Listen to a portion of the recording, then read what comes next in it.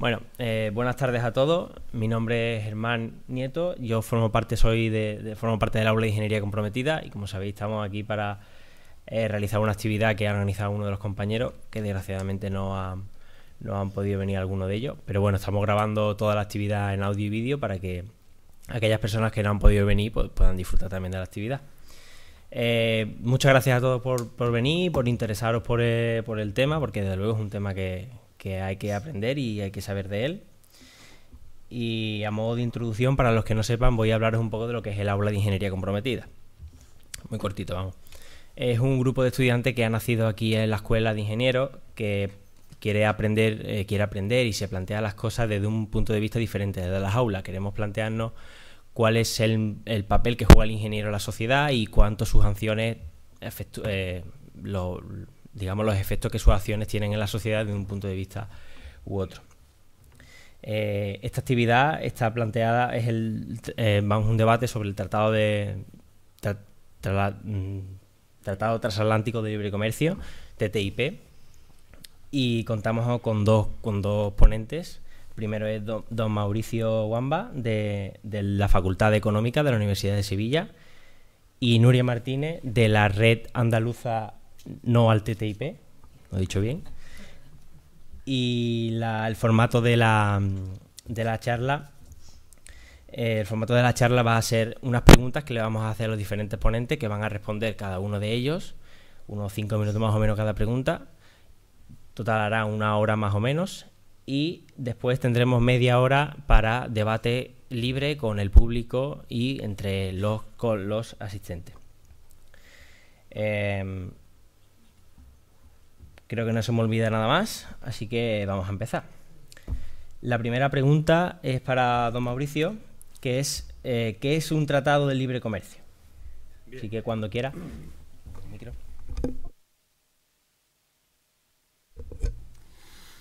Bueno, tratados de libre comercio son acuerdos de carácter bilateral que suelen realizar dos naciones o un grupo de naciones dentro de lo que se conoce como una región económica o una zona de influencia del país con mayor predominio económico, y que tiene por objeto la reducción de las barreras arancelarias, ya sean de carácter fiscal o meramente reglamentaciones o normativas que impiden la facilidad de comercio entre las diferentes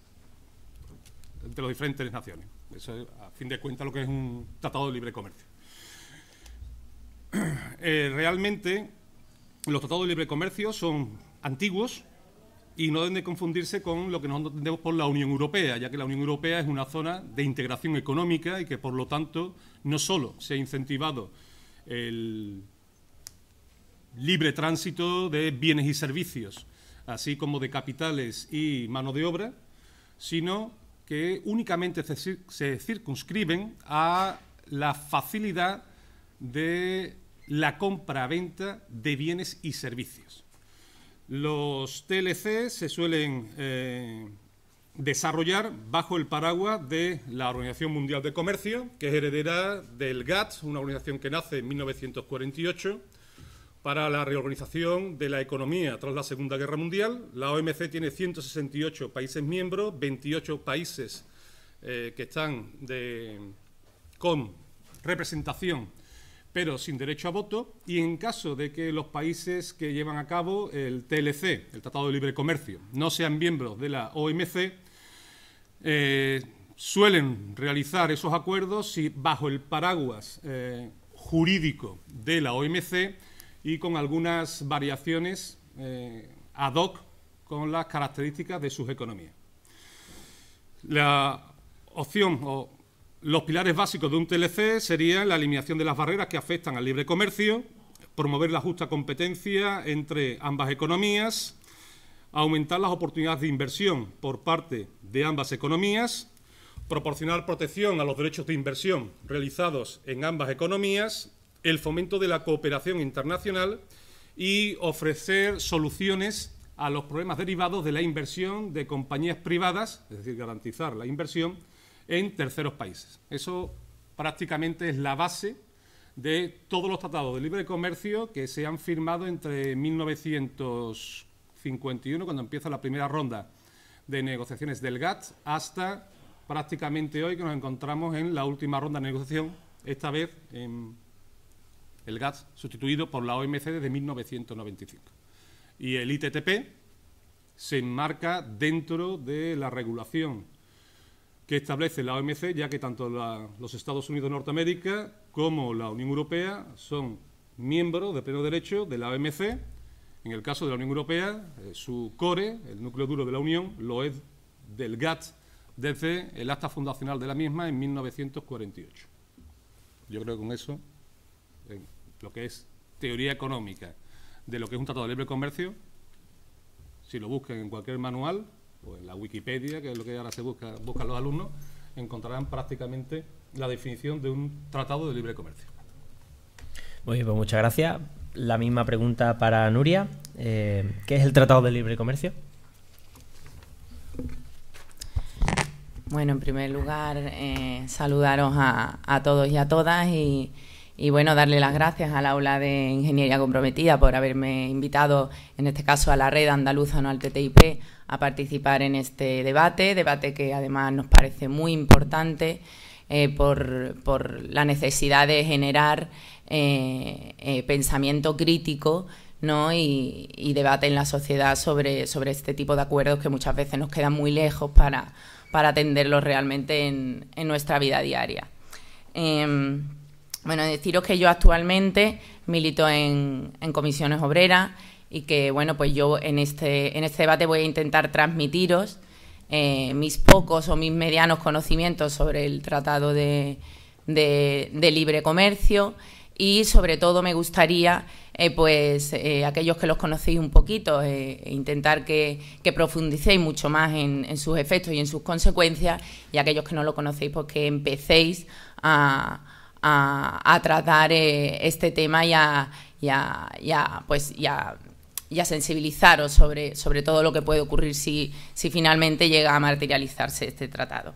Bueno, yo creo que el profesor ha hecho una introducción bastante buena de lo que son los tratados de libre comercio. A mí sí que me gustaría aclarar que en definitiva los tratados de libre comercio son estrategias comerciales, ¿no? Y que tradicionalmente estas estrategias, en el marco, como ya ha dicho el profesor, de la Organización Mundial del Comercio, perseguían la eliminación de las barreras arancelarias, pero que desgraciadamente esas barreras, una vez que ya prácticamente se han minimizado, las grandes empresas multinacionales que son fuertes, pues realmente necesitan seguir eliminando esos obstáculos a la liberalización del comercio de productos, bienes y servicios, ¿no? Por ello, una vez que en 2001 esa Organización Mundial del Comercio se encuentra atascada, ya que, como decía el profesor, en esa organización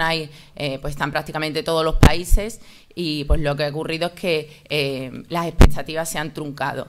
Digamos que las expectativas que había de lograr acuerdos multilaterales se han truncado, ya que los países menos industrializados, más empobrecidos, ven cómo los países más ricos obstaculizan la entrada fundamentalmente de sus productos agrícolas. Por lo cual, digamos que la posibilidad de liberalizar ese comercio mundial en el seno de esa organización, pues prácticamente está atascada desde 2001.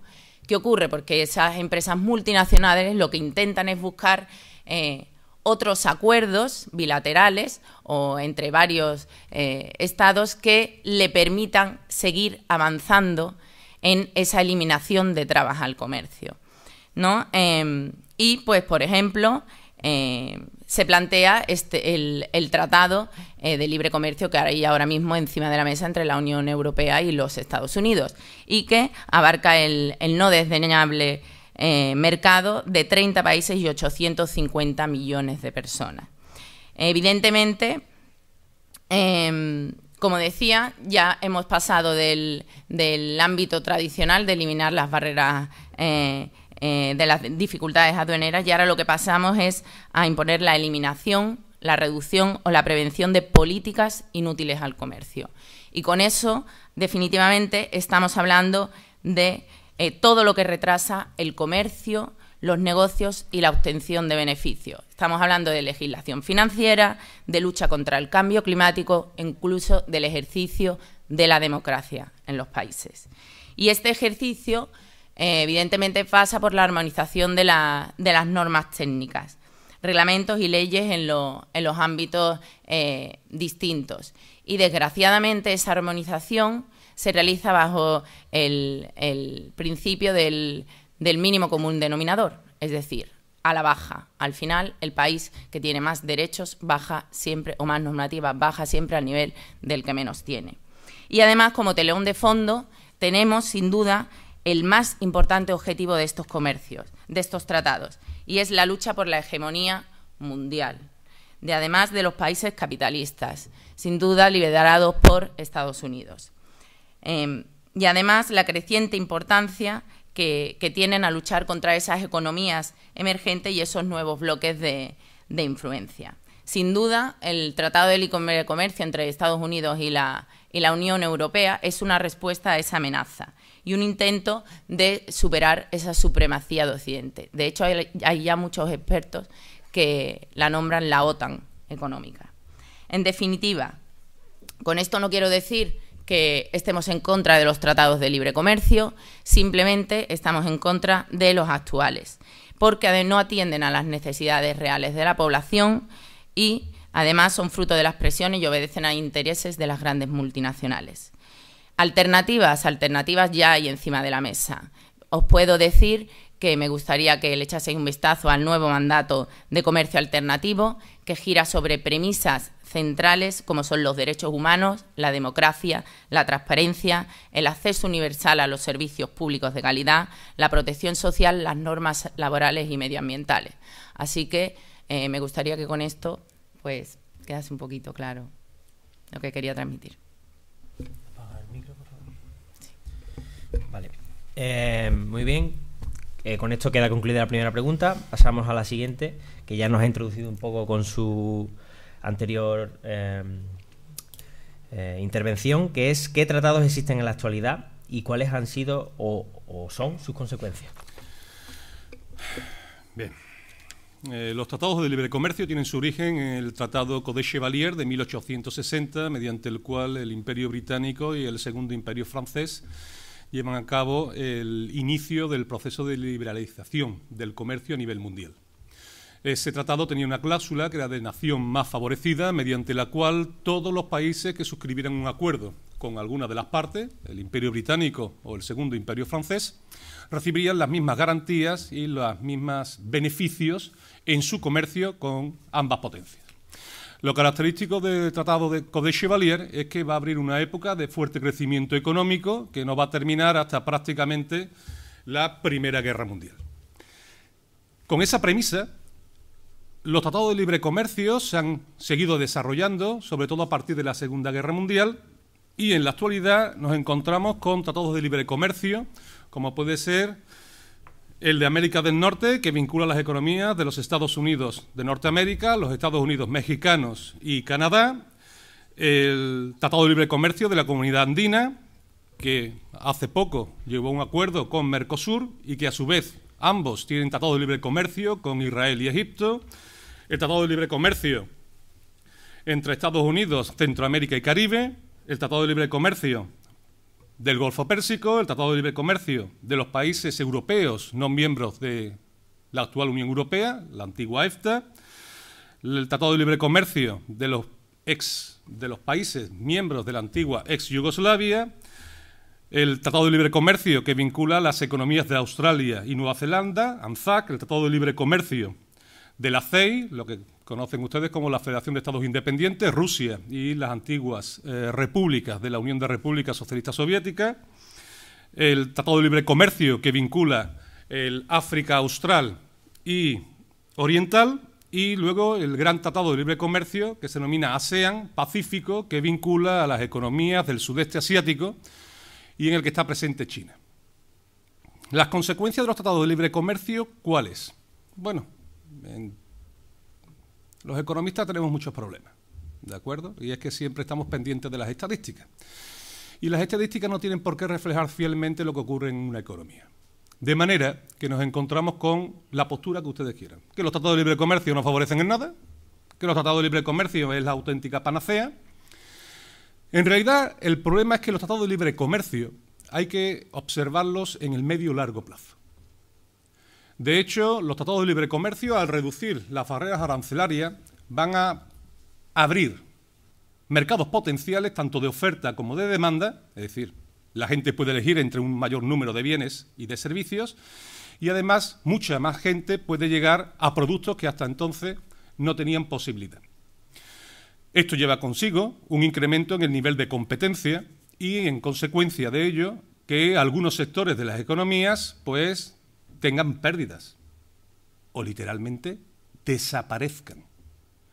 Y este hecho, que puede ser visto como un elemento negativo, realmente lo que tiende es a un concepto que es básico en la ciencia económica, es la especialización en aquello para lo que mejor estamos dotados.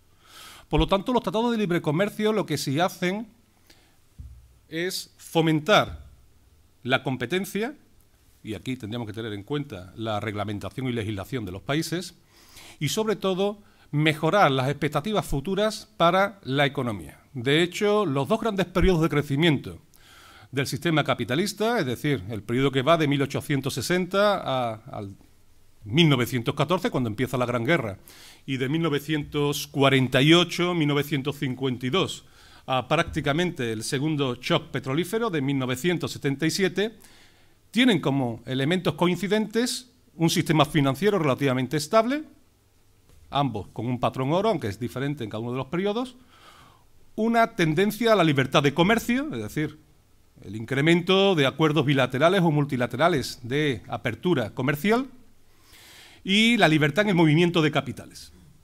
En los dos periodos, el crecimiento económico, traducido a la riqueza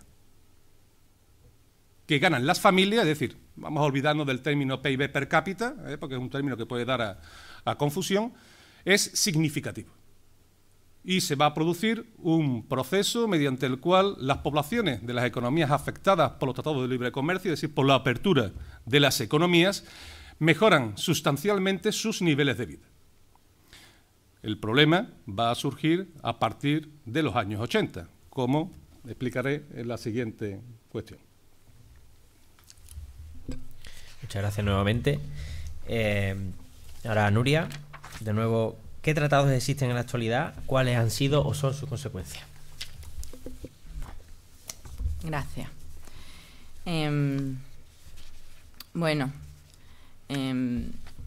Efectivamente hay numerosos tratados a nivel mundial.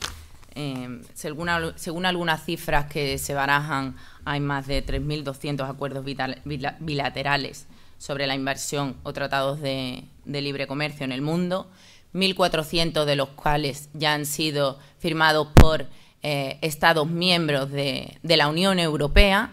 De hecho, la Unión Europea ya ha firmado 50 de esos tratados y actualmente está negociando 12 de ellos. Evidentemente, son muchas las siglas que están debajo de esos tratados y de esos acuerdos, pero desde luego todos tienen dos cosas comunes. Una es la poca información que se tiene sobre las negociaciones y sobre el desarrollo de esos tratados, y que todos tienen el mismo mantra: inversión, crecimiento y empleo. Deciros que, bueno, evidentemente, como decía el profesor, en esto siempre hay una guerra de cifras, hay estudios que te dicen una cosa, hay estudios que te dicen otra, y bueno, al final pues uno no sabe bien de quién fiarse, pero sí que es verdad que hay un tratado que lleva ya 21 años de vigencia y que creemos que puede ser ilustratorio de las consecuencias que puede tener un tratado de estos. Y este tratado es el Tratado de América Latina del Norte, o NAFTA, ¿vale? Este tratado abría las fronteras comerciales entre México, Estados Unidos y Canadá, creando uno de los bloques más importantes del mundo. Consecuencias sobre México. México ha pasado de ser casi autosuficiente en la alimentación para en 2014 convertirse en el importador neto, sobre todo de alimentos básicos. El 60% de sus habitantes son pobres y sin acceso a la seguridad social. Además, no se han creado nuevos empleos en estos 21 años de vigencia, sino que se ha producido un trasvase de estos. Es decir, han pasado del sector agrario, del sector artesanal y de juguetería a la automovilística fundamentalmente. En definitiva, existen estudios que afirman que México se ha convertido en el basurero del sector alimentario estadounidense. Ha sufrido un deterioro de las condiciones laborales muy importante, sobre todo en el sector de las maquilas textiles y de la electrónica, y además el debilitamiento del sector del sector sindical mexicano ha sido muy importante. En cambio, para Estados Unidos, por mucho que se crea lo contrario, ha supuesto la pérdida de 700.000 buenos empleos del sector industrial nada más. Y estos se han sustituido por empleos de peores condiciones laborales y salarios más bajos en México. Se produjeron deslocalizaciones de fábricas enteras y los trabajadores americanos sufrieron fuertes recortes salariales y de condiciones de trabajo. Ciudades enteras como Detroit se han declarado en quiebra. Si eso es especializarse en aquello que mejor estamos especializados, en fin, dejo la pregunta ahí. Evidentemente también se constatan consecuencias ambientales por el aumento de las contaminaciones debidas al transporte de mercancías en todo ese mercado global. Si hablamos sobre las evaluaciones de los tratados de la Unión Europea, solamente tengo que nombrar un informe, y es el informe especial que ha elaborado el Tribunal de Cuentas Europeo en 2014. Este Tribunal de Cuentas lo que viene a decir es que la Comisión debería evaluar antes y después los efectos económicos de todos sus tratados, y únicamente habla de los efectos económicos, porque es para el fin para el que en principio se firman esos acuerdos. No habla nada de efectos a nivel de condiciones de vida, laborales, sociales o ambientales. Sobre las evaluaciones de impacto que se hicieron de los tratados, afirma que más de la mitad son poco exhaustivas y la solidez de las cuantificaciones se han quedado en entredicho. ¿Y a todo esto qué responde la Comisión Europea en ese informe? Responde que los beneficios económicos relacionados con la liberalización del comercio son bien conocidos y están ampliamente documentados en toda la literatura económica disponible. Y eso se refiere a la Estrategia 2020. Se espera, además, que los consumidores se beneficien del acceso a una variedad más amplia de bienes y servicios. Y finalmente, aduce a que más de 36 millones de puestos de trabajo dependen directa o indirectamente de nuestra capacidad para comercializar con el resto del mundo. Digamos que esa es la excusa para que la Comisión Europea no evalúe ninguno de sus tratados. Sin duda, y yo ahí discrepo con el profesor, la evaluación de los impactos de estos tratados sobre la vida de las personas tendría que ser realmente el indicador a tener en cuenta, porque las cifras macroeconómicas, el aumento de las exportaciones o el crecimiento del PIB no puede esconder que, desgraciadamente, hay una minoría que continúa con su lógica de crecimiento y acumulación de riqueza y que, en cambio, las mayorías sociales siguen empobreciéndose y aumentando las desigualdades.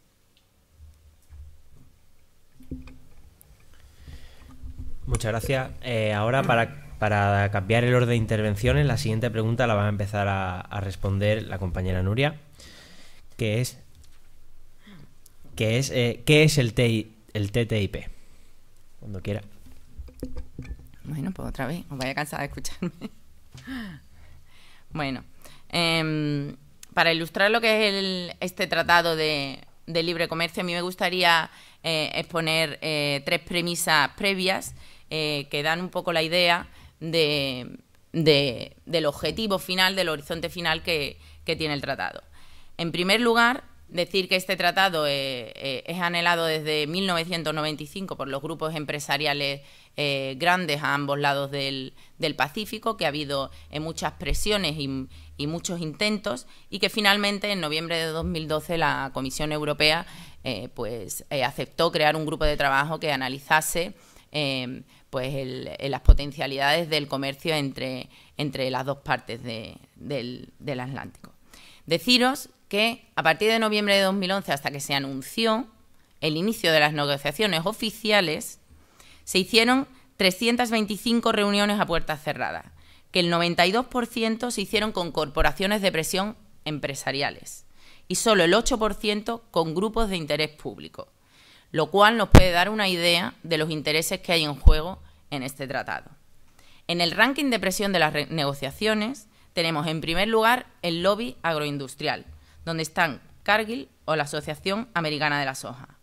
En segundo lugar, la Federación de Empresarios Europea y la Mesa Redonda Europea de Industriales, donde están empresas como Telefónica o Iberdrola. En tercer lugar, el grupo del sector automovilístico, que representa a BMW, Ford, Renault, Volkswagen y otras. Y, en último lugar, entre los lobbies más grandes, está el conglomerado de farmacéuticas, donde se esconden laboratorios como BASF o Bayer.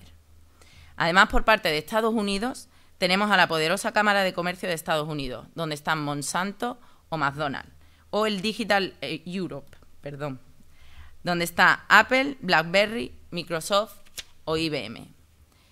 En definitiva, si miramos quién ha presionado para que este tratado se lleve a cabo, nos podemos hacer una idea de los intereses que finalmente hay en juego, ¿no? Y de quién va a ganar cuando este tratado, o si finalmente este tratado se lleva adelante. La segunda de las cuestiones que me gustaría poner como premisa es la opacidad y la nula transparencia que ha conllevado a este tratado. Deciros que hay un veto total sobre todos los documentos. El único documento que se ha dado a la luz ha sido bajo las presiones que había en la opinión pública por los numerosos documentos filtrados. Esto ha provocado incluso una queja de la defensora del pueblo europeo, que no ha sido atendido por la Comisión Europea, diciendo o invocando el bien superior de la Unión Europea frente al derecho a la información de la ciudadanía. Perlita. De hecho, cuando han dejado ver los documentos ha sido en habitación cerrada, sin móvil, sin papel, sin lápiz y con la promesa, digamos, de que una vez que se salga de esa habitación no se comente nada a la opinión pública bajo amenaza de ir a juicio esa persona.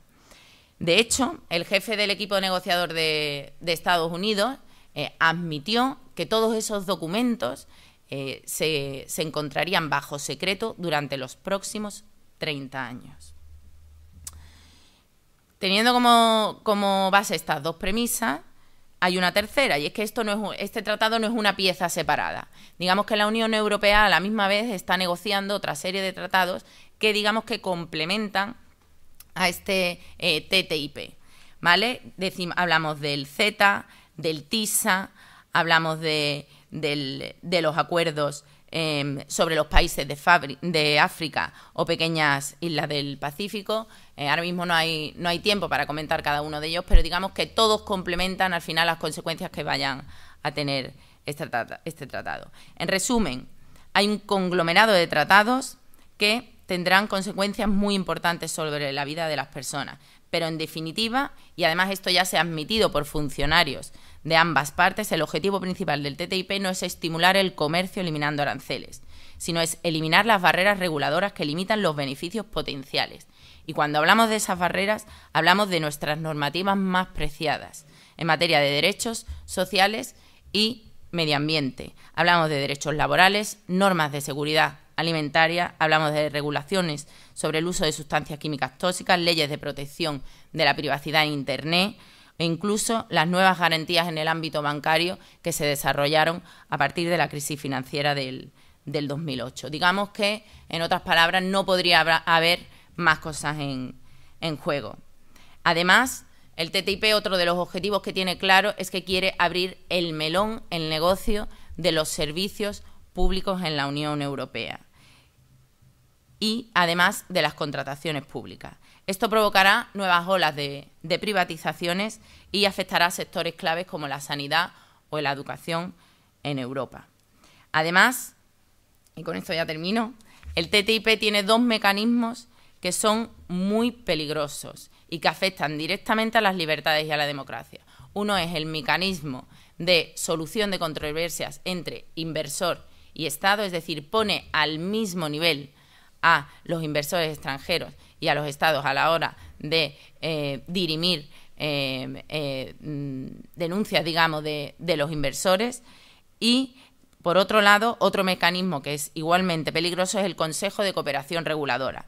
Esta es, al igual que el mecanismo ISDS de resolución de controversias, lo tienen prácticamente ya todos los tratados de libre comercio a nivel mundial. Sí que es verdad que el Consejo de Cooperación Reguladora es una nueva institución transnacional que no tiene ningún precedente histórico, pero que podría parar o debilitar las propuestas legislativas emanadas de los Estados y, por otro lado, promover propuestas que debilitarían los requisitos que las compañías ahora mismo tienen que cumplir. En definitiva, este tratado lo que trata es de quién manda.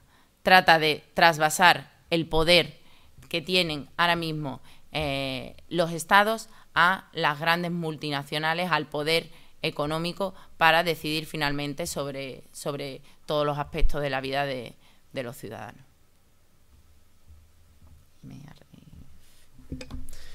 Muchas gracias. Ahora, para igualizar un poco los tiempos, si quiere, puede intervenir un poco más. De nuevo, la misma pregunta, ¿qué es el TTIP? Bien, el Tratado de Libre Comercio entre la Unión Europea y los Estados Unidos de Norteamérica es el mayor intento de creación de una zona de libre comercio en el hemisferio norte. El objetivo que se planta en la documentación pública que hay sobre el tratado, tanto en la Administración Federal Norteamericana como en la Comisión Europea, es el desarrollo de un tratado de libre comercio que favorezca el crecimiento económico y el desarrollo de ambas áreas, tanto la Unión Europea como los Estados Unidos. Y los pilares básicos de este tratado son la facilidad al acceso de los mercados mediante la reducción de las barreras arancelarias. Ahora mismo, para que se hagan ustedes una idea, el tipo medio que se aplica a las transacciones entre Estados Unidos y Europa es del 7% y con el tratado en un primer momento se bajaría al 4% y en un periodo de unos 10 años a 0%. Sin embargo, lo más importante no es bajar eso. Como bien ha dicho Nuria, el objetivo del tratado es la eliminación de las barreras al comercio no tarifarias, es decir, facilitar el comercio eliminando reglamentaciones que impiden el libre tránsito de bienes y servicios. También, por supuesto, la apertura del sector servicios, incluido el sector público, no solo en la Unión Europea, sino también en los Estados Unidos, donde el mercado de servicios públicos y la contratación pública está protegido cerca de un 95%. En cuanto a las normas y las reglamentaciones, lo que se busca es una simplificación en la normativa en ambas áreas, de manera que se facilite el tránsito de mercancías, capitales, bienes y servicios entre una y otra, llegando a acuerdos de carácter horizontal sobre sectores denominados sensibles, como pueden ser el agroalimentario, como puede ser el sanitario y algún que otro servicio público. Una cooperación legislativa sería el tercer pilar, mediante la elaboración o aproximación de normas comunes a ambas zonas. Otro pilar sería la facilidad para la inversión, liberalizando la protección a la inversión y el desarrollo del acuerdo de disputa inversionista-Estado, a la que ha hecho referencia, conocida en inglés como ISDS, y que ya lleva funcionando varios años.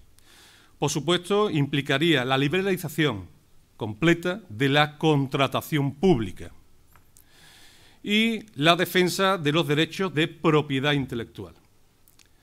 El problema es que cuando uno empieza a nombrar estas cosas, la gente empieza a pensar en que lo que aquí se busca es quizás un ataque hacia el estado del bienestar de que se disfruta en Europa y la importación del modelo social norteamericano. Y aquí hay muchas diferencias. Tengan ustedes en cuenta que el origen del TTIP no se encuentra en los años 90.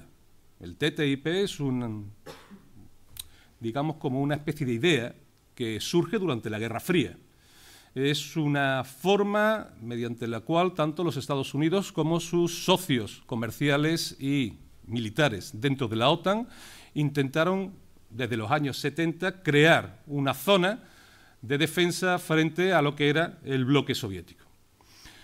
Con el debilitamiento del bloque socialista durante los 80 y la caída del muro y, por supuesto, la caída de la Unión de Repúblicas Socialistas Soviéticas y más tarde de la República Popular de China, pues resulta que se abandona en cierta manera este proyecto.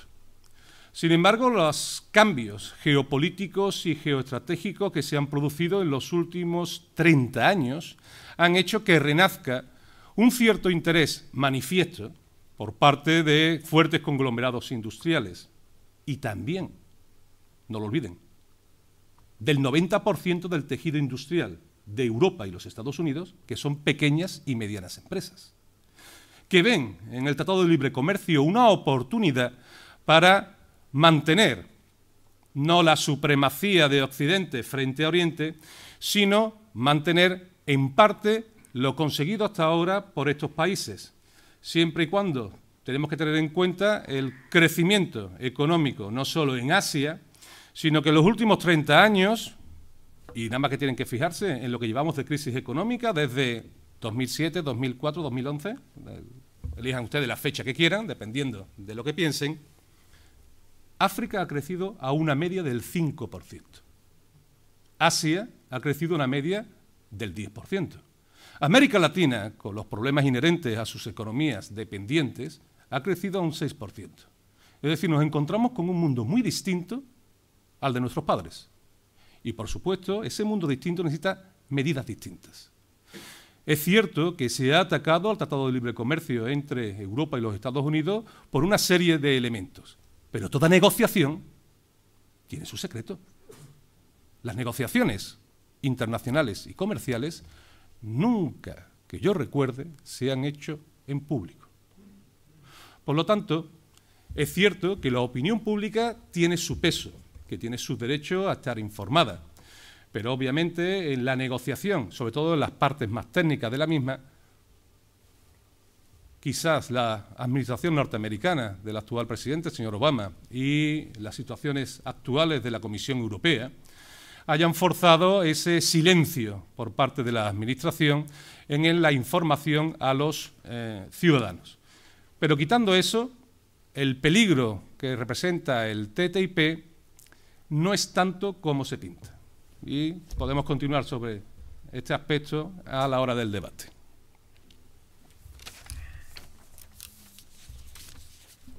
Muchas gracias otra vez.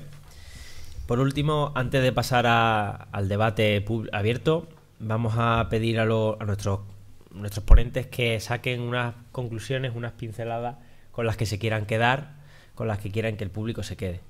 Vamos a empezar otra vez con Nuria, por favor.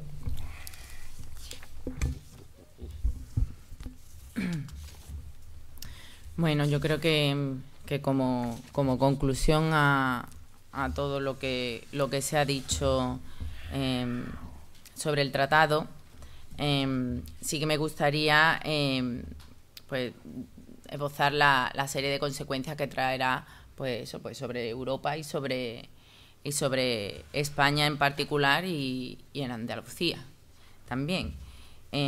Evidentemente el desarrollo del Tratado de Libre Comercio tal y como se ha filtrado en el momento traerá amenazas evidentemente en el mundo laboral, conllevará pérdidas de empleo derivados de reestructuraciones y deslocalizaciones.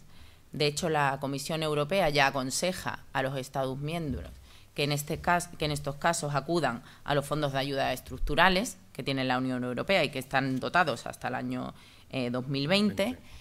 Conllevará pérdidas de derechos laborales por considerarse barreras, y en esto la Unión Europea ha señalado concretamente los convenios colectivos. Estados Unidos no ha ratificado los convenios colectivos de la Organización Internacional del Trabajo sobre normas laborales básicas como la negociación colectiva, la libertad sindical y el derecho a organizarse. De hecho, la mitad de los estados de Estados Unidos han legislado antisindicalmente con una ley del derecho a trabajar, por lo cual, sin duda, pues con la aplicación de este tratado estaremos divididos, estaremos más desprotegidos y, por supuesto, derechos como el de huelga pues no existirán en nuestro país. Igualmente, cualquier mejora en las condiciones laborales, en la normativa, será prácticamente muy difícil, ya que la posibilidad de acudir a ese tribunal que hay, el ISDS, pues provocará un efecto disuasorio a los estados en cuanto a avanzar en normativas. En segundo lugar, habrá amenazas también en la salud de la ciudadanía. No olvidemos que uno de los objetivos claros del tratado es la armonización, y en esa armonización hay un principio en la Unión Europea que está señalado, y es el principio de precaución, o más vale prevenir que curar. En la Unión Europea se permite tomar medidas para proteger a los ciudadanos comunitarios, incluso cuando no exista una certeza abrumadora sobre los efectos perjudiciales de una sustancia, una tecnología o un producto. En cambio, en Estados Unidos lo que subsiste es el de ciencia probada, es decir, hay que probar que esa sustancia, ese producto, es dañino.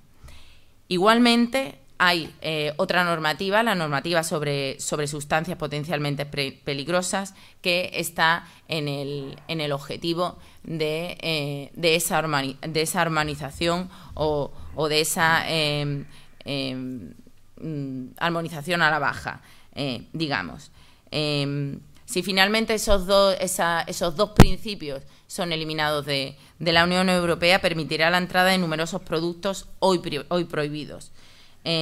Transgénicos, carnes hormonadas, alimentos tratados con pesticidas, el pollo lavado con cloro. Igualmente se permitirá la entrada de elementos ahora prohibidos en productos cosméticos, juguetes y, en general, en todos los productos de la vida diaria. Y esto, además, lo voy a ilustrar con una entrevista que se le hizo a Francisco Fonseca, director de la representación de la Comisión Europea en España. A este hombre se le preguntó, él dijo, imagine que en Europa decidimos que el ingrediente X es mejor no usarlo en productos de maquillaje, porque no hay evidencia científica de que sea negativo, pero tenemos algunas dudas. Es decir, si hay dudas sobre si algo es malo, digamos que se retira. Ese es el principio de precaución que hay en la Unión Europea. Entonces, dice el director, los americanos nos dicen que ellos lo usan porque no tienen ningún ejemplo de problemas médicos relacionados con el ingrediente X. Y el director dice, ¿qué es lo que hacemos? ¿Qué proponemos si se llega a poner en práctica el tratado? Advertir, atención, advertir en el etiquetado de que este producto americano entra sin barreras. Y escoja usted, porque también tiene este otro producto que cuesta €1 más y no lleva ese ingrediente X. Eso lo ha dicho un miembro de la Comisión Europea. Y dice, ¿eso es darle responsabilidad al consumidor? ¿O acaso eso es derogar nuestros estándares? Y a mí, de verdad, que me gustaría decirle a este hombre, ¿y a usted no le da vergüenza jugar con la necesidad de la gente? Porque una persona que cobra un salario mínimo, desde luego no se puede permitir si elegir un producto que vale €1 más o €1 menos. Directamente elige el €1 menos y no piensa a largo plazo porque tiene una necesidad.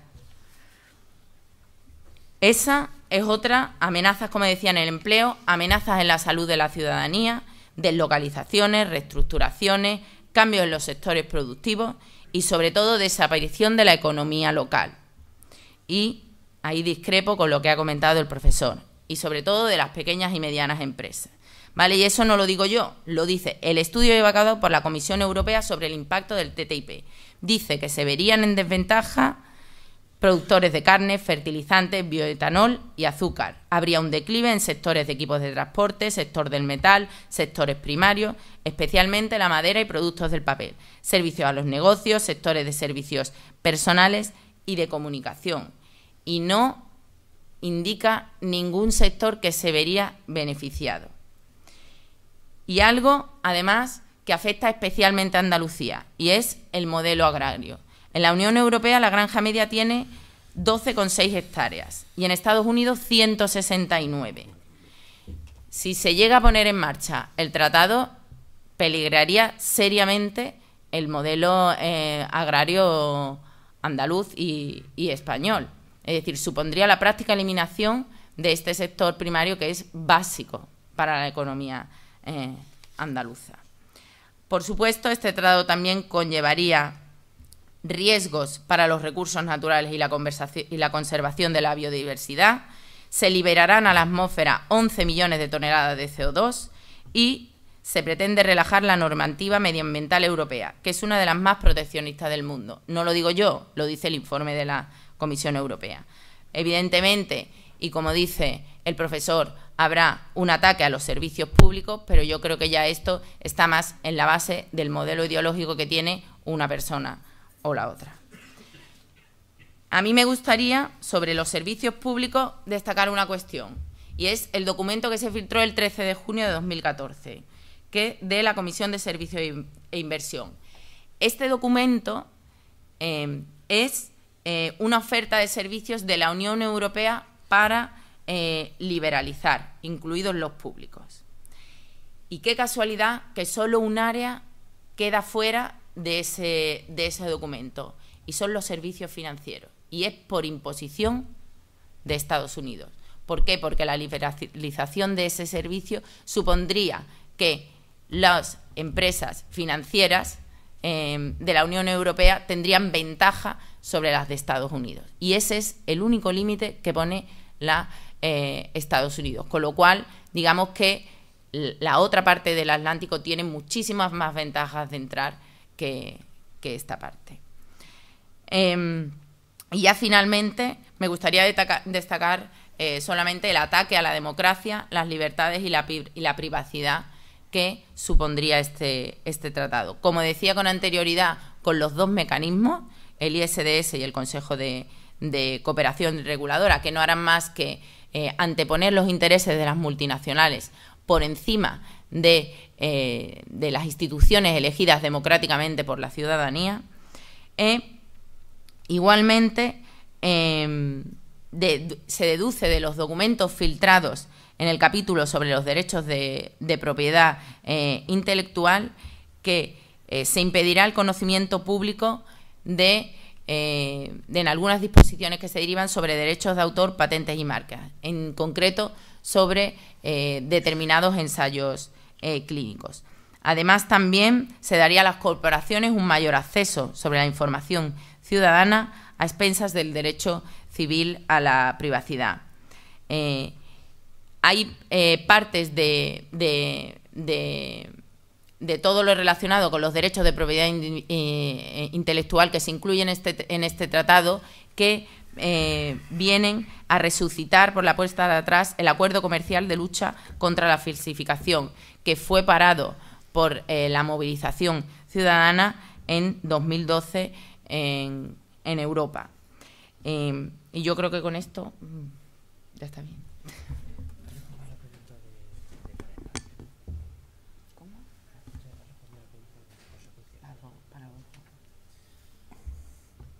Muchas gracias.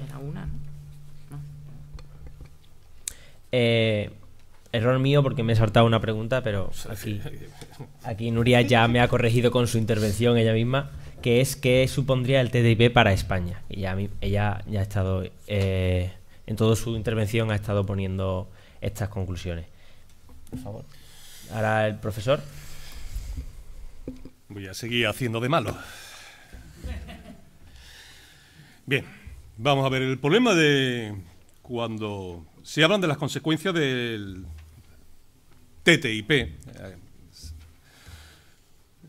Por lo que yo he podido leer al respecto de la documentación, tanto las filtraciones interesadas o no, como la documentación que el Gobierno federal o la Comisión Europea tienen a disposición de los ciudadanos en sus respectivas páginas web, nos encontramos con que la Unión Europea ha hecho mención de manera reiterada a que este tratado no va a afectar necesariamente a la reglamentación que la Unión Europea dispone ahora mismo en cuanto a el uso de fitosanitarios, el uso de ingeniería genética para el sector agroalimentario, para las explotaciones agrarias y ganaderas, etcétera, etcétera, etcétera. Obviamente tenemos que esperar a ver a dónde nos lleva la negociación que actualmente realiza la Comisión Europea y el Gobierno federal norteamericano. Para Europa, ¿qué implica? Miren ustedes, el proceso de deslocalización industrial tiene más de 40 años. Ahora mismo, el problema del aterrizaje o la forma en que la economía de China se está ralentizando se basa en que China ya no es competitiva en el uso de mano de obra. Y las nuevas fábricas se están abriendo en Tailandia, Vietnam, Laos, Camboya e India. Es decir, los tratados comerciales no van a frenar un proceso de deslocalización en el cual el elemento fundamental es el coste de la mano de obra. Obviamente, los Estados Unidos tienen un sistema social muy diferente al de Europa. En Europa tenemos un sistema de bienestar que es una consecuencia de la posguerra de la Segunda Guerra Mundial. Un sistema que hace aguas, aunque esté mal decirlo. El sistema de bienestar ha crecido por encima de las posibilidades de mantenimiento de las economías europeas. Así de sencillo. Yo no digo que esté bien o que esté mal. Eso es una realidad. En consecuencia, la apertura de los servicios públicos no debería de ser un problema. Yo podría hacer una pregunta a ustedes. ¿Cuántos de ustedes tienen seguro médico privado?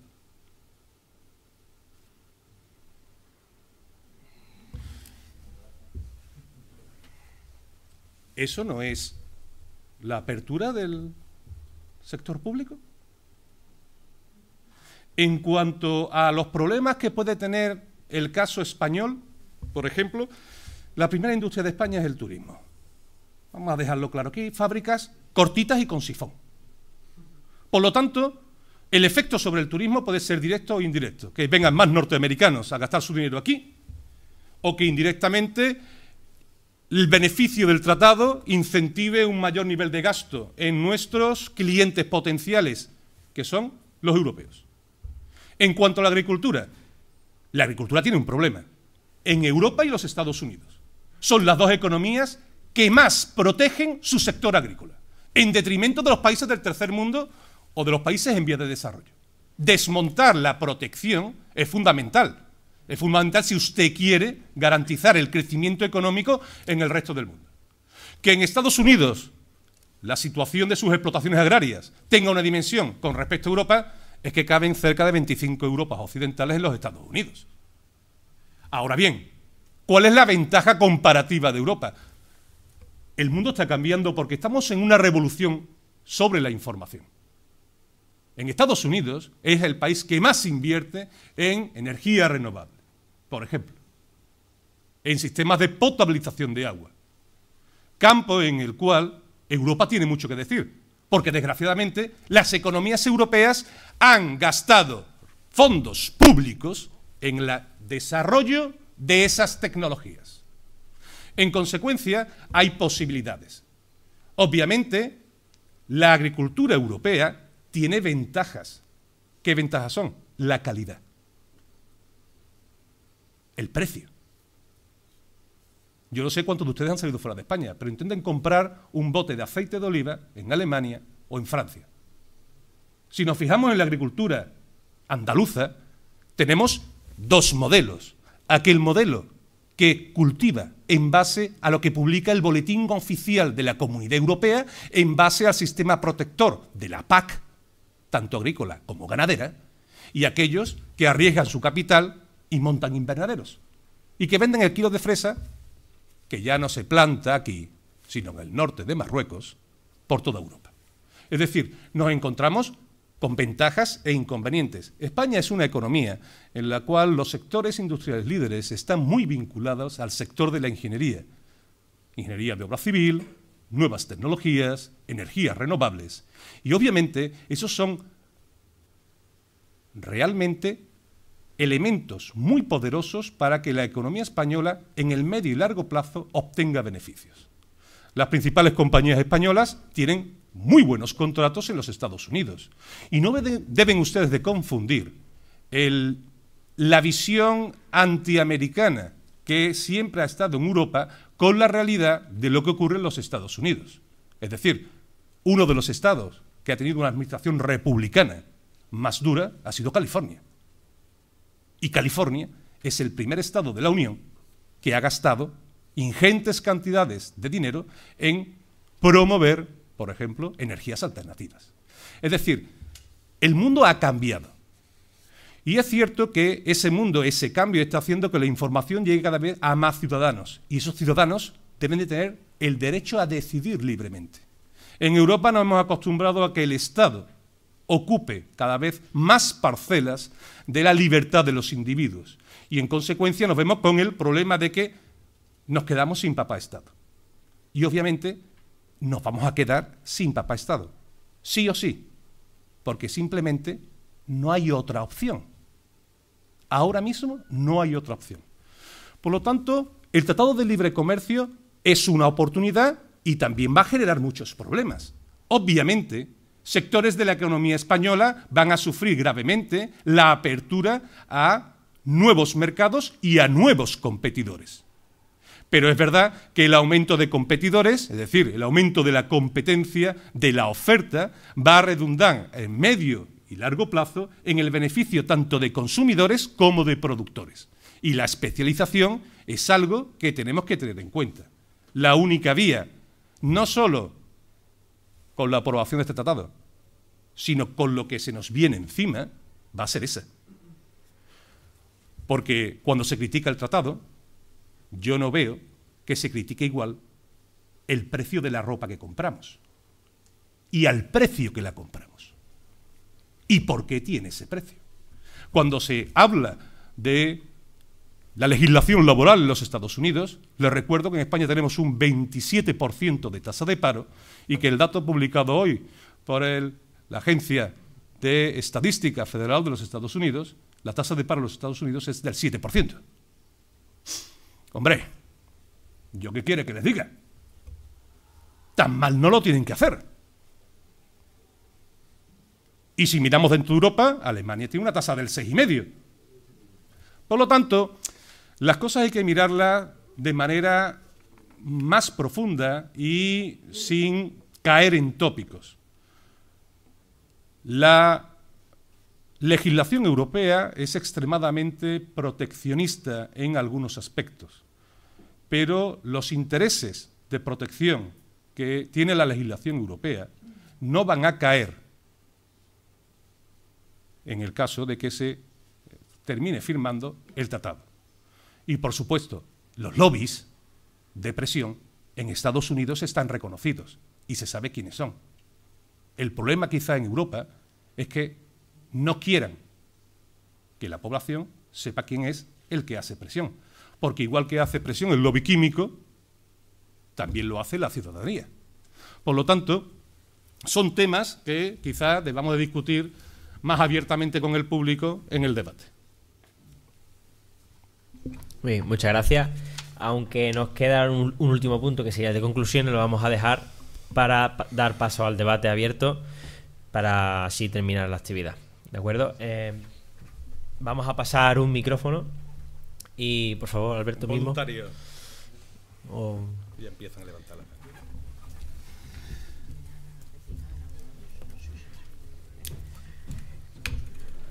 Sí, un segundo. Vamos a dejar primero una intervención a cada ponente para que repliquen sus propias intervenciones.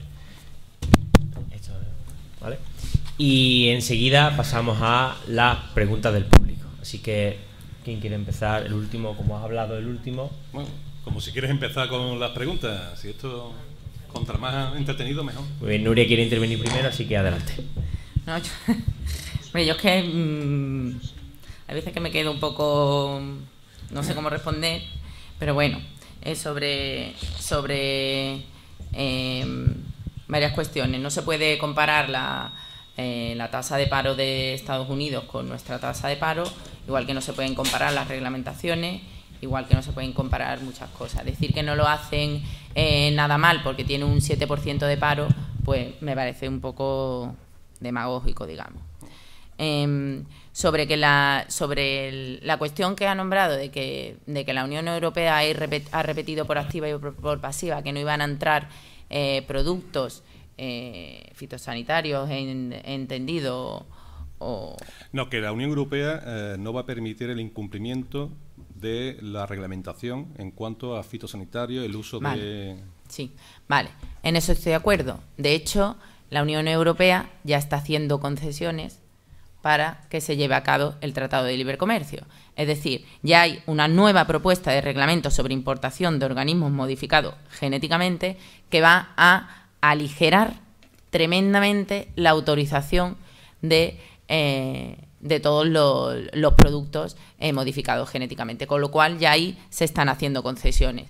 Otra concesión que se ha hecho, se ha modificado la directiva de calidad de combustibles, por la cual no se le hace la misma, es decir, no se le hace diferente análisis a unos combustibles o a otros, con lo cual eso va a permitir la entrada de las arenas bituminosas procedentes fundamentalmente de Canadá. Eso es para el Tratado CETA, que prácticamente ya está finalizado.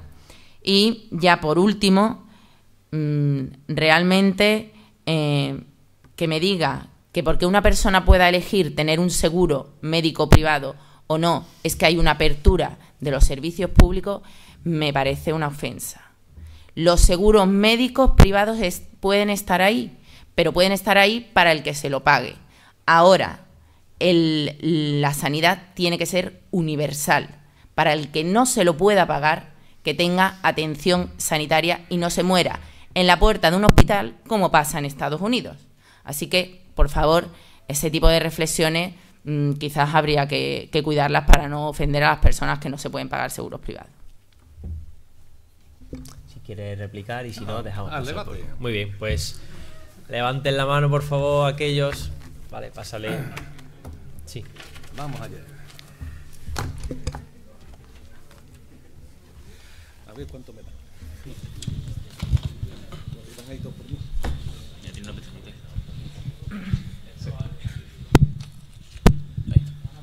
Perdón. Es que Mauricio, ¿no? Sí. Antes habló de que del campo en Andalucía. Sí. De que es verdad que el campo en Andalucía es pésimo. Es verdad que aquí no sé por relación familiar casi que no se coge lo que se produce. Y si se consigue llevar a cabo es por las subvenciones. Por tanto, el campo va mal. Ahora vamos a pensar por qué. La ropa, tenía razón eso que ha dicho del precio que compramos aquí la ropa. Yo también solo veo una gran injusticia. Ese precio aquí no es normal. ¿Por qué tenemos el campo aquí? ¿Por qué el campo no produce tan beneficio y la ropa también la tenemos a tan poco precio?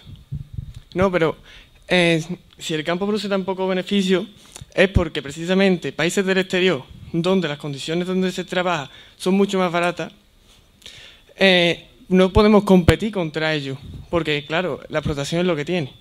Y si aquí te compramos ropa a ese precio, es porque fuera también es por la explotación de afuera.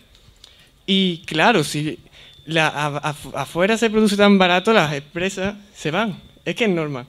Entonces, ¿qué es lo que pasa? También sube el paro. Entonces tú me estás hablando del 27% de parado. Y queremos que las empresas aquí no puedan competir, se tengan que ir. Y bueno, entonces, si afuera aumenta también la explotación, porque ese trabajo allí también aumenta la explotación, y aquí también tenemos más retraso, ¿dónde está esa mejora que se habla de los tratados? Vamos a ver. Esto es un tema complicado. Un tema complicado. El rechazo relativo del campo andaluz es un tema que, debido al área de conocimiento a la que yo pertenezco, yo soy del Departamento de Economía e Historia Económica, pero yo soy profesor de Historia Económica. Y mi departamento, mi catedrático, el director de mi tesis doctoral, Antonio Miguel Bernal, Premio Nacional de Historia, es el mayor conocedor del latifundio en Andalucía, y mis compañeros desde el siglo XV hasta hoy. Hasta hoy. ¿Qué problema hay? Miren ustedes, el problema es muy sencillo. La agricultura es una actividad en la cual no se puede cambiar el cultivo. De manera que o tú cultivas para el mercado, asumiendo un riesgo, o tú cultivas bajo el paraguas de una protección. ¿Qué es lo que ocurre? Lo que ocurre es que en los últimos 30 años se ha producido un proceso mediante el cual, y ojo al dato, China, literalmente, ha comprado 2 países en África. Tal y como te lo estoy diciendo, los ha comprado. La mitad de Etiopía la tienen 2 empresas chinas. Y se han puesto a sembrar lo que ellos quieren para su mercado. Nos encontramos, por lo tanto, con un grave problema. Ahora mismo no hay un problema. El primer problema que da la OMS en su informe anual desde hace 3 años no es la hambruna en el mundo, que sigue habiendo hambrunas puntuales, sino la obesidad.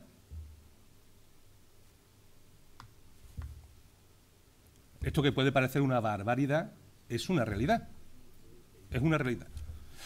¿Qué es lo que ocurre? Lo que ocurre es que la producción es suficiente, pero los procesos de distribución son ineficientes. Y había que analizar cada caso en particular. Bien, el campo andaluz es no rentable dependiendo del cultivo del que hablemos. El aceite de oliva, que es uno de los productos estrella del campo andaluz, por las características, tiene el problema de que nunca se ha llevado a cabo la cadena completa. No se han metido las empresas españolas y andaluzas, no se han metido en la distribución. La distribución del aceite de oliva ha estado siempre en manos italianas. Y cuando el precio del aceite de oliva subía, lo mezclaban con aceite de semillas, así de sencillo. Y viceversa.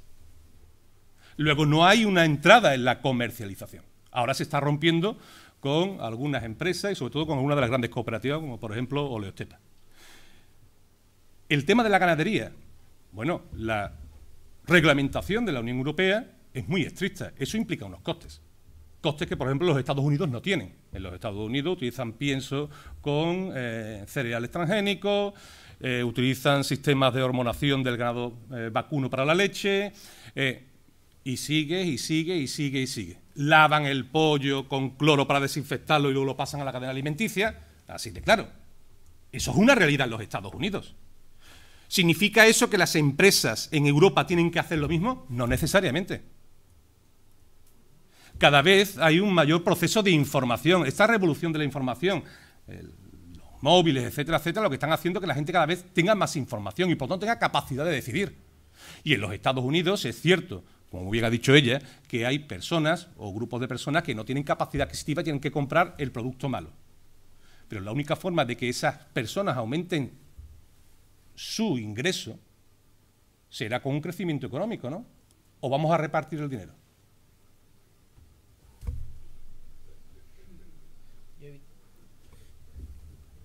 La segunda mano que estaba ahí detrás, efectivamente. Ahora de... La siguiente, por favor, levanta. Sí, ¿no? Bueno. Bueno, a ver, otro de los tratados de los que no se ha hablado, y bueno, muchas gracias a los dos por venir. Uno de los tratados que no se ha hablado ha sido el de Colombia, el de Estados Unidos con Colombia, y yo tengo aquí algunos datos en los que el tratado se implantó en mayo de 2012. Entonces, en 2011, un año antes de la implantación del tratado, Colombia tenía una balanza comercial con un superávit de 6.300 millones de dólares.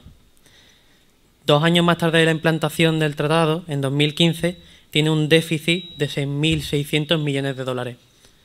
O sea, Colombia pasó de ser un país exportador a tener que financiar todas las compras que hacía con países como Estados Unidos. Y ese es el problema de hacer un tratado de libre comercio con una potencia económica como Estados Unidos, con una cuota de mercado tan grande como Estados Unidos y Colombia. Entonces, con Europa puede pasar lo mismo, porque la cuota de mercado de Europa... Un momento, porque tengo más cosas de las que... Y apuntándola... Sí, por favor, si puede apuntarla. Colombia, vamos para allá. Sí. Me sorprende que usted hable bien de la cláusula de nación más favorecida cuando esa cláusula empobreció en cantidades ingentes a los países que eran que cultivaban materias primas, por así decirlo. Hablamos de, por ejemplo, Inglaterra y la India. O sea, esos tratados que se hicieron por aquellos años empobrecieron a países como la India, y así tenemos esos países y toda esa zona. Y eso es empobrecer al que ya es pobre y enriquecer al que ya es rico. Y eso de que cuando con los tratados de libre comercio se abre la competencia, vamos a ver, el mercado, por ejemplo, de los alimentos, lo controlan 10 empresas, 10 grandes empresas. Eso no es competencia. Incluso cuando hablamos de competencia, podríamos hablar incluso de la herencia. Las grandes empresas se heredan. Y eso no es nada de meritocracia ni competencia. Así que las grandes empresas multinacionales controlarán el mercado sí o sí. Y porque se abra el mercado no habrá más competencia, habrá más beneficios para ellas. En tema de cuando se compara el paro de Estados Unidos con el de Europa, o con el de España en este caso, cabe destacar que Estados Unidos solo ha suscrito 2 de los 8 convenios de la Organización Internacional del Trabajo, así que quizás sea uno de los grandes motivos por el que Estados Unidos tiene un 7% de paro y España un 27%. Porque ¿qué tipo de trabajo ofrece Estados Unidos? ¿Acaso la gente por tener un 7% de paro es más feliz? No, yo no lo considero así. Y nada más que tienes que irte a Estados Unidos para ver que la gente por tener un trabajo no es más feliz, sino qué tipo de trabajo tiene. El premio Nobel Joseph Stiglitz dijo respecto al premio Nobel, respecto al tratado: no se entiende tanto secretismo a no ser que lo que están tramando sea realmente malo. Ya, claro. Supongo que usted no está muy de acuerdo con él. Es un premio Nobel. Perdona que te interrumpe, vamos a... Ya, la pregunta de Colombia y la otra pregunta, que es que no he hecho en falta el tema del Tratado de Libre Comercio, el tema de que las grandes empresas puedan demandar a los gobiernos. Te lo explico yo en 2 minutos. Exactamente, eso es lo que Lo quería. de Colombia. Colombia es muy sencillo. Colombia Muchas gracias. Es una economía sudamericana con un problema común a las economías sudamericanas, que es el monocultivo. Es decir, son economías que basan sus propias economías en un producto estrella para la exportación, caso de Venezuela con el petróleo, Brasil lo fue con el azúcar de caña y luego con producciones agrarias. Argentina es con el grano y la carne, ahora también petróleo. Chile tiene un modelo distinto porque ellos con la minería del cobre dieron un gran cambio en los 60, 70. Y entonces Colombia tiene un problema. Colombia prácticamente termina un conflicto civil en el 2006-2007, tiene el problema del narcotráfico. Cuando todo eso se soluciona, llega la nueva administración, se llega al acuerdo comercial con los Estados Unidos. Entonces nos encontramos con una Colombia cuyo principal problema es la falta de bienes de equipo, bienes de capital. Entonces, si se observa la balanza comercial de Colombia, en los 2 últimos años, 3 últimos años, los 2 últimos años sí que los he visto yo, el año pasado no lo he revisado, pero lo hice para un trabajo que hice en la facultad, pues lo que se ve es que Colombia está importando bienes de capital, máquinas. Si tú importas máquinas, eso cuesta. Pero lo bueno de importar máquinas es que con el tiempo tú produces algo. Ahora, que no lo venda, eso ya no lo sé si lo van a poder vender o no. Pero en el buen camino están. De manera que una economía entre en déficit de su balanza comercial no es malo. No es malo. Menos mal que Estados Unidos tiene déficit en su balanza comercial, que es negativa. La balanza de bienes y servicios de los Estados Unidos es negativa. Y menos mal. porque los Estados Unidos siguen tirando de la economía mundial. Igual ocurre con Alemania, igual ocurre con China. Como los chinos aterricen de mala manera, el 37% no te lo quita nadie aquí. Nadie. Y da igual quién está en la Moncloa, ¿eh? Exactamente igual. La segunda cuestión era lo del ISDS. Vamos a ver, si yo tengo una empresa, arriesgo el capital y hago una inversión, y de repente el gobierno cambia y hace una ley en la cual esa inversión corre peligro, ¿qué hago? ¿Asumo las pérdidas?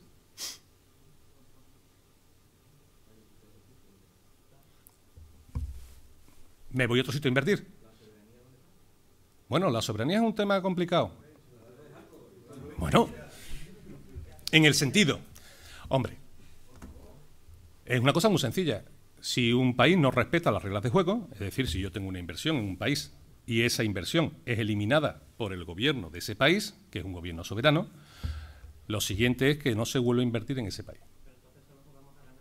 No, jugamos a ganar, no. Mira, hay un ejemplo de ISDS, que es el caso de una empresa, si mal no recuerdo, alemana, que es la dueña de 3 de las centrales nucleares operativas en Alemania y que después del incidente de Fukushima, el gobierno federal alemán decidió el cierre de las centrales nucleares. Una sueca.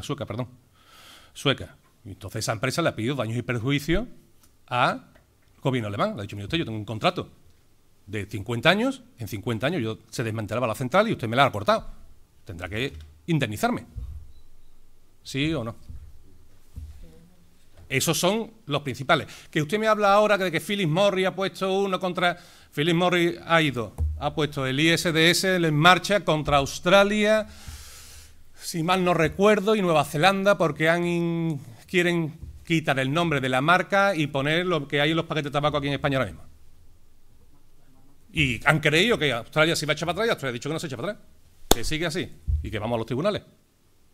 Es decir, el ISDS es una herramienta fiable ¿para qué? Para que la gente que arriesga capital, las empresas que arriesgan capital, tengan asegurado que su inversión no se la van a quitar de la noche a la mañana, ya sea por expropiaciones, lo que se conoce como expropiación encubierta. Un segundo, por favor. Vamos a dejar que Nuria intervenga. Mauricio, vamos a ver. Vamos a ver. Y siempre. A ver, que haya un tribunal internacional, yo entiendo que no es nada malo. El problema son los mecanismos ISDS como están diseñados. Y es que los jueces que hay en esos tribunales no son autoridad pública, sino que son lo que se dice personas independientes. Personas independientes que en la vida van a ser personas independientes y que al final termina habiendo puertas giratorias una y otra vez en esos tribunales. Con lo cual, ¿qué ocurre? Pues que, yo es que no tengo los datos por aquí, pero vamos, leía el otro día el incremento que ha habido exponencial de las empresas que acuden a esos tribunales y, madre mía, si hay un incremento en 5 años, yo no me acuerdo del plazo, pero era, yo qué sé, de 30 a 500 y pico casos juzgados por esos tribunales, cuando hay otros tribunales nacionales, o por ejemplo el Tribunal Superior de la Unión Europea, que pueden igualmente, es decir, el Tribunal ISDS no es que esté por encima, es que es una justicia paralela privada, ¿vale? Que responde a intereses, al fin, no es un tribunal independiente. Con lo cual, ese es el problema, que al final, normalmente, siempre se falla a favor de las empresas. Porque si no, las empresas no acudirían a esos tribunales. De hecho, las últimas negociaciones que hay en la Unión Europea, que finalmente, porque además esto es, vamos, me parece, no sé si había hoy una reunión en la comisión que trata el mecanismo ISDS, o creo que es mañana, yo no me acuerdo exactamente, pero lo que se está derivando es a que haya un tribunal internacional, pero como esa tarda mucho, ¿vale? Se van a intentar implantar lo que dice la Comisión Europea, un tribunal para todos los tratados, vamos, todavía peor que lo que hay ahora mismo en los documentos filtrados. En definitiva, tribunales internacionales, vamos a poner un tribunal internacional, pero vamos a poner uno neutral, no uno que falle en la mayoría, en el 90% de los casos a favor de las empresas. Hombre, el 90% de los casos... Es que hay que decir la letra pequeña, Mauricio. Más o menos los últimos años ha sido 50-50, 43, 58, por ahí. Vamos a ver. Mira, aquí viene. Sí, yo tengo ese Página mismo de la documento. Comisión Europea. Yo lo tengo aquí también. Documentos hay un montón. Pero, ¿El problema ¿qué cuál es? dice? El problema es un problema de que... Vamos a ver. Aquí hay un problema de conocimiento, es decir, el sector público y los gobiernos no crean empleo. Pueden facilitar la creación de empleo, pero no lo crean. Nunca. Bueno, vámonos. En consecuencia, quien crea empleo son las empresas privadas. Así de sencillo.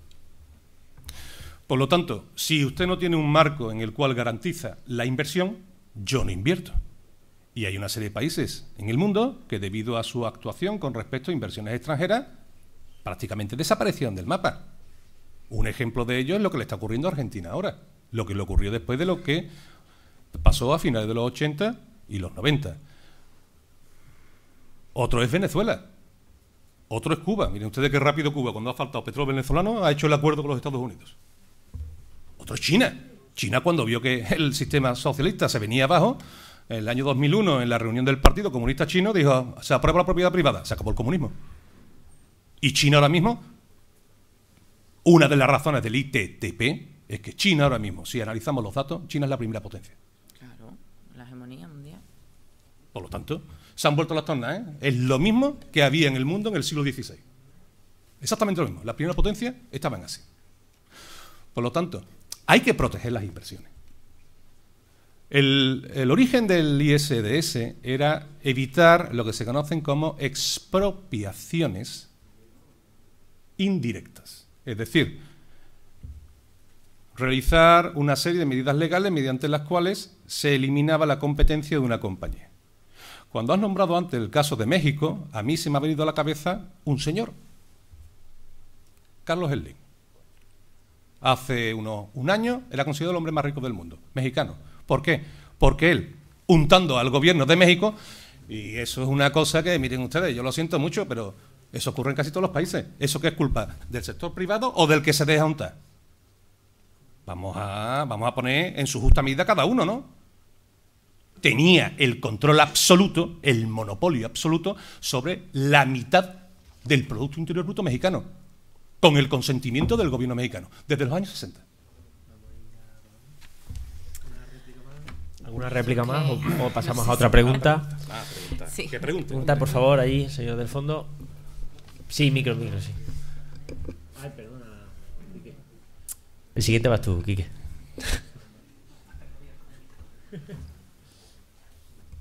A ver, ¿por dónde vamos a salir hoy?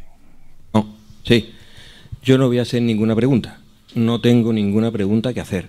Agradezco a los ponentes que estén aquí, uno a favor y otro en contra. Pero a mí lo que me resulta lamentable es la actitud que yo he captado en este señor, el economista, que tiene todo el derecho a estar en contra del TTIP, perfectamente, pues claro, y para eso he venido yo, para ver lo que dice alguien que está en contra, o sea, a favor del TTIP. Pero francamente, con todo mi respeto hacia usted, su actitud la he visto prepotente, falta de humildad. Usted ha tratado aquí al personal como si fuera esto una escuela de primaria.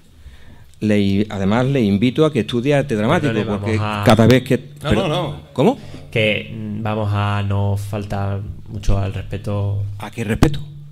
A mí me ha tratado ese hombre de idiota. No. Yo creo que no, que es su manera de hacer su ponencia. Perfecto, pero yo tengo derecho, me ha dado usted el micrófono, si quiere que diga lo que a usted le gusta que diga, lo digo. No. Si quiere que diga lo que siento, hablo de sentimientos. Claro, pero lo que quiero decir es que vaya más al grano y no insulte a los ponentes. No estoy insultando a nadie, oiga, está usted equivocado. Estoy diciéndole a este señor que su actitud me ha parecido prepotente porque se estaba riendo cada vez que alguien decía algo. Y nos ha tratado como niños pequeños, con toda la cuestión del papá Estado. Bueno, entiendo lo que quiere decir, pero es que no tenemos mucho tiempo. Le repito, vaya al No, por favor. con esa actitud suya no puedo decir nada más que muchas gracias. Vale.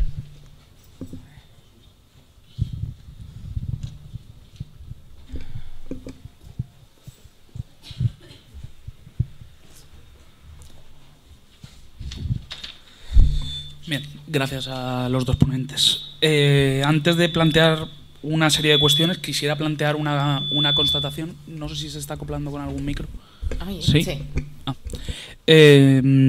Una constatación que me gustaría que me confirmase y en tal caso planteo la pregunta.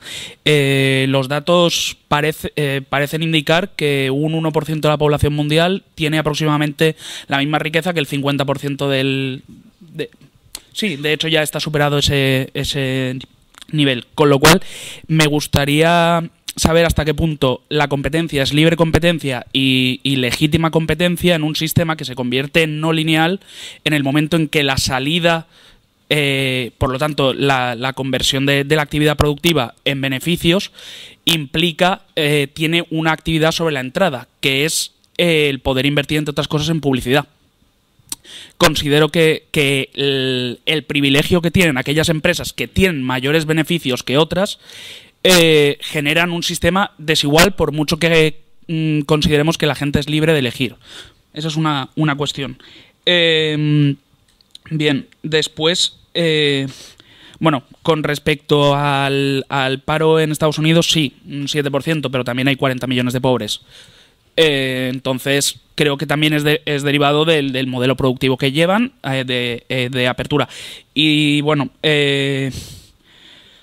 a mí me ha parecido un poco ofensivo la cuestión de la hambruna frente a la obesidad, ya que considero que la obesidad es un problema del primer mundo, derivado además de la garantía de una necesidad humana, que es la alimentación, frente a un problema del tercer mundo, que es la hambruna, que además genera 24.000 muertos al día, lo cual no creo que genere 24.000 muertos al día la obesidad. Entonces creo que claramente está desbalanceado y simplemente por la cifra de muertos creo que el problema está en la hambruna. Si generase 50.000 muertos al día la obesidad, podríamos plantearlo. No creo que sea lo mismo, ya porque digo que una cuestión es basada de la garantía de una necesidad humana y lo otro es de la carencia de esa necesidad humana. Y bueno, vamos a dejarlo ahí, si hay más tiempo pregunto.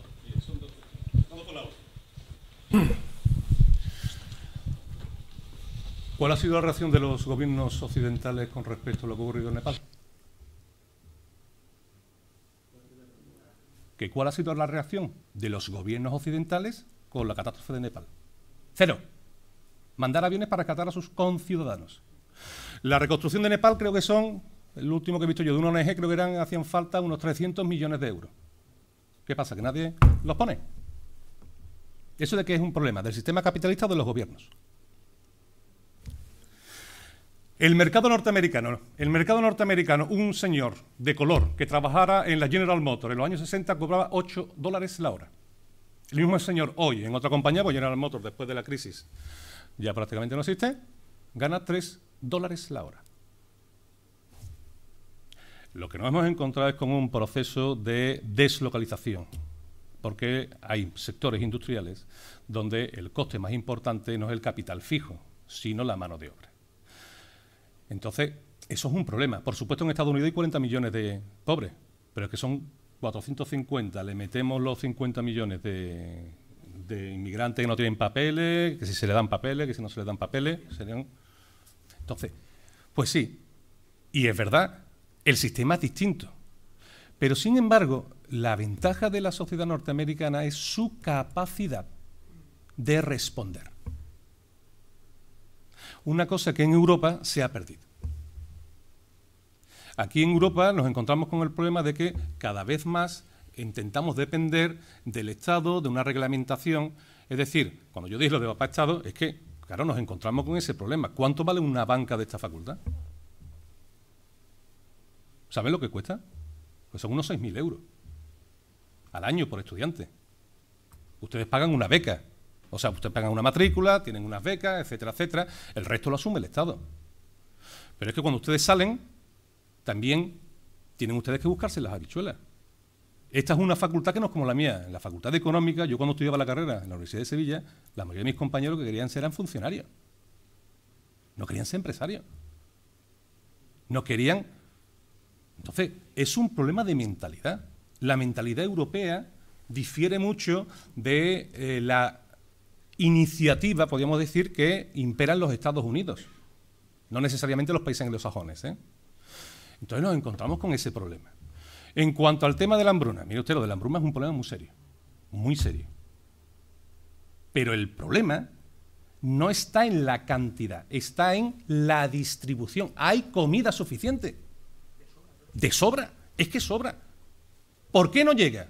Pues mire usted, porque hay problemas en la distribución, porque hay problemas políticos, porque hay problemas arancelarios. Sí, pero es que es lo único que hay. Desgraciadamente las economías socialistas desaparecieron. Y los 3 ejemplos que nos quedan no creo que sean ejemplos a seguir. Corea del Norte, Venezuela, que está medio, ¿y quién más nos queda? Porque Cuba, los cubanos, en cuanto Maduro le cortó el grifo del petróleo, hijo, lo primero que hizo fue hacer el tratado con los Estados Unidos. Vamos a... El problema del capitalismo es muy sencillo. Te lo voy a explicar muy sencillamente. El problema del capitalismo es que se ha impuesto una visión cortoplacista. Es decir, nosotros queremos las cosas no hoy, ayer. Y en consecuencia se está prostituyendo el espíritu capitalista. El capitalismo nació en las facultades de filosofía y de moral y de ética. Y lo que se ha perdido en el capitalismo es eso. Pero mucho cuidado. Aquí hay una cohabitación, ¿eh? Una cohabitación. Cuando este señor ha hablado de la diferenciación en la renta, es decir, que un grupo de personas tengan la mayoría de la renta, tengan ustedes en cuenta de dónde proviene esa renta. Si ustedes ponen los nombres de las personas más ricas, empiezan a quitar gente del sector financiero. A ver lo que ocurre. Y después analicen por qué el sector financiero tiene la fuerza que tiene. Y el sector financiero tiene fuerza, en parte, porque es el tenedor de la deuda pública emitida por los Estados, que hacen legislaciones acorde con los intereses de la banca. Vale, va. Nuria, ¿quiere hacer réplica?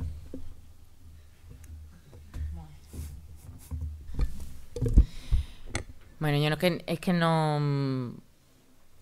Digamos que no quiero entrar en disquisiciones de modelo ni de nada. A mí personalmente lo que me ha dolido mucho es pues la visión en cuanto a los servicios públicos.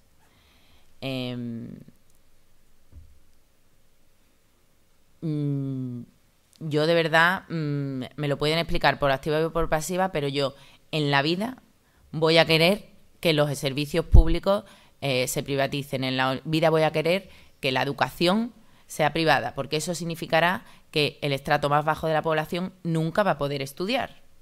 Y yo quiero, de hecho, que el Estado ponga dinero, pero no olvidemos que el Estado pone dinero que sale de mis impuestos, ¿vale? De mis impuestos. Y no olvidemos que los servicios públicos no tienen que generar beneficios, tienen que ser deficitarios porque cumplen deficiencias que existen en el modelo. ¿Vale? Bueno, o al menos deben intentar ser lo más eficiente posible. ¿Vale? El problema de los servicios públicos, perdona que te interrumpa, no es que estén o no estén. El problema es cuando se desarrollan una serie de servicios públicos muy por encima de lo que la capacidad de una economía se puede permitir. En el caso de España, por supuesto, la sanidad. Mire usted, la sanidad para todos. Entonces, a mí el debate que ha habido sobre el tema de la hepatitis C, y luego ver lo que cuesta, y comprobar en qué se ha gastado el dinero los diferentes gobiernos, me da igual el color, el signo, el partido, la cara, el sexo de los miembros de esos órganos de decisión política, resulta que han dilapidado fortunas de nuestros impuestos en cosas que no sirven para nada. Y la clase política no responde, o responde. Pero eso mejora la eficiencia. Entonces, la mejora de asistencia, miren ustedes, pues sí, hay que hacer una asistencia de un tipo. No, demagogia no, es la realidad. Vamos a parar aquí porque hay una pregunta allí y con esta vamos a terminar la actividad. Bueno, es que un poquito más, pero no mucho más. ¿Se escucha? ¿Se escucha o no? Sí. Que una pregunta a Nuria, que la gente, es decir, yo pago impuestos al Estado después el Estado puede administrar bien esos impuestos o no administrarlos, pero yo para poder pagarlos tengo que trabajar y tengo que tener ingresos. Esos ingresos vienen de las empresas. Entonces, que las empresas tengan beneficios, al final es bueno también para el Estado. Ahora, ya dependerá del Estado si administra bien el dinero de esos impuestos o no lo administra bien, ¿no? Es decir, que no creo que sea muy malo que las empresas tengan beneficios.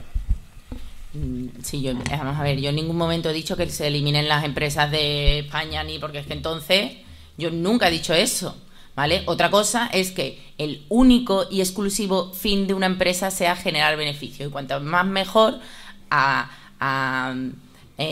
costa de explotar a los trabajadores, de vender productos que son tóxicos, es que es simplemente cosas básicas. Y por supuesto el empleo es fundamental, pero también es fundamental que haya una renta básica para aquellas personas que no tienen empleo. Pero cuando la economía crece, esa renta básica también crece.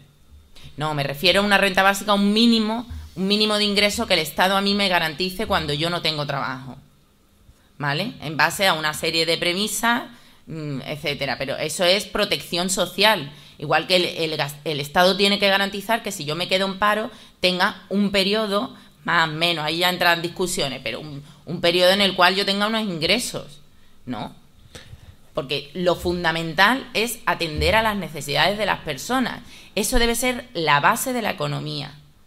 Y no generar más beneficios y que un tanto por ciento, como se decía, acumule riqueza, mientras que la otra parte no tenga apenas para vivir, ¿vale? Tiene que haber un reparto de la riqueza. Eso es fundamental. Aquí podemos estar hablando de esto. Que habían dos manos levantadas. Allí también el amarillo ya, pero es que Alberto, el que ha visto cuál se ha levantado primero, no lo sé. Sí, un poco perdido. Dejamos si te parece bien las dos últimas, que llevaba pidiéndome un rato. Vale, pero ya está sacado. Pero dos muy rápidas, por favor. Sí, es muy rápido. El tema del TTIP al final deriva un poco en el tema del sistema político, pero yo creo que el tema del TTIP tiene que ver con la democracia. El TTIP quiere sobreponerse, entiendo yo, a cualquier sistema democrático y a cualquier control democrático. Eso con un sistema capitalista, medio pensionista o como nos lo queramos inventar. Eso no tiene nada que ver. Lo que yo he entendido y lo que yo he leído, lo poco que se sabe, entiendo que lo que se quiere es violentar por encima de cualquier sistema de control democrático. Eso es lo que yo entiendo. Y lo segundo, sobre el tema de los servicios públicos, yo que soy técnico bancario recientemente regulado en la banca y demás, pues verás, el tema del control, del derroche, no sé cuánto, en la banca, privada, y a esta gente cómo lo reciclamos. Yo estaba en la unidad hipotecaria, he sido jefe de unidad hipotecaria. A esto cómo lo reciclamos, porque en democracia los malos servicios públicos se pueden mediante las votaciones. Pero ¿qué hacemos con estos señores que han dilapidado también el dinero público, el privado, el de los ciudadanos y el de no sé cuánto? ¿Eso cómo lo hacemos? Porque el capitalismo eso no lo tiene previsto, ¿no? Entiendo, ¿vale? Sí lo tiene previsto, porque la diferencia es lo que ocurre en Estados Unidos y aquí. Uno de los problemas por los cuales el TTIP tiene ahora mismo un problema de negociación es el sector financiero, porque la regulación norteamericana, y después de la crisis actual, hace responsable a los bonistas, accionistas y directivos de las pérdidas en que incurran las sociedades, y tienen que responder con ello de los depósitos de sus clientes. Mientras que en Europa la solución que se ha escogido es asumir ese coste por parte de los ciudadanos. En cuanto a que el TTIP vaya contra los valores democráticos, hombre, en parte sí. En parte sí, por la forma en que lo están haciendo. Eso no le quito yo a usted la razón. Claro, una cosa es cómo lo están haciendo y otra cosa es lo que significa un tratado de libre comercio. Y resulta que cada vez que se ha desarrollado el libre comercio, el liberalismo económico, No liberalismo como lo entendemos aquí, sino lo que se concede como liberalismo económico, es decir, la apertura de fronteras, la posibilidad de que haya mayores demandantes y mayores oferentes, nos encontramos con que en el medio y largo plazo las economías crecen y se produce un proceso de distribución de la renta. Entonces, tal y como lo están haciendo tanto la administración Obama como la actual Comisión Europea, hombre, personalmente creo que es lamentable. También entiendo las razones por las que están haciéndolo así, ¿eh? Y es el problema que tiene tanto la administración Obama en los Estados Unidos, con una situación en la que no saben si van a volver a caer en recesión, como los problemas inherentes al gran fracaso de la Unión Europea en los últimos 30 años. El no dar el paso a la unificación fiscal es una de las razones de la actual crisis económica en Europa. Y que Europa no levante cabeza. O se da el paso hacia adelante o terminamos el sistema. Vamos a pasar a la última pregunta, por favor, muy, muy rápido, que la escuela nos la cierran a las 9. La biblioteca es grande. Hola. En primer lugar, muchas gracias a las dos visiones, porque es muy interesante ver una parte cómo expone una cosa y la otra cómo lo pone. En primer lugar, yo quería decir, bueno, es que escucho unas cuantas cosas que por lo que he leído o he estudiado, bueno, en el comunismo sí hay propiedad privada, porque tu vivienda y tus cosas son tuyas. Otra cosa son los medios de producción, que es a donde va el sistema comunista. Bueno, en cuanto al final, el TTIP lo que nos dice es un Estado para qué, ¿no? Si al final tenemos nuestra empresa que nos va a gobernar, al final el Estado es una cosa que podemos tirar, ¿no? Porque no nos hace falta. Otra cosa es, con el tema del fracking, yo estudio ciencias ambientales y ese tema creo que poquito a poco lo voy entendiendo. Había un vídeo muy curioso en YouTube donde le ponían un vaso de agua de un acuífero donde se veía el agua negra y le decían, usted, empresario del fracking, beba este agua. Ninguno se atreve a beberlas, sería por algo.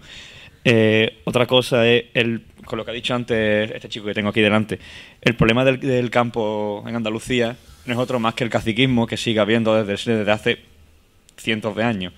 Y como más de la mitad de las tierras están en las manos de quien sabemos que están. Y las subvenciones que vienen de Europa van a las manos de quien sabemos que van. Creo que no hace falta decir nombres, que todos estamos ya puestos.